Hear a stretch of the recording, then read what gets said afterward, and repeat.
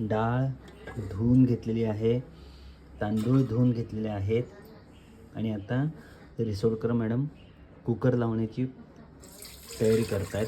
कुकरमध्ये 1 कप पाणी घातलेलं आहे. आता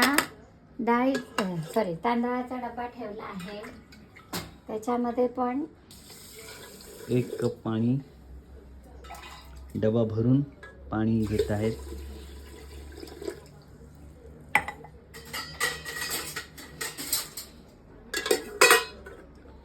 आता डब्यावर झाकण ठेवून त्याच्यावर डाळीचा डबा ठेवलेला आहे आणि आता त्या डाळीच्या डब्यात सुद्धा पाणी ओतलं जात आहे.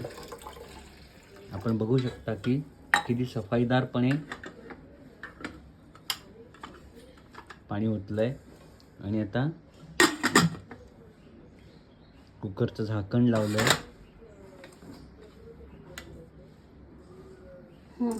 आणि आता कुकर गॅसवरती ठेवून मॅडम गॅस चालू करत आहेत. अशा प्रकारे कुकर लागलेला आहे, इकडे बघा.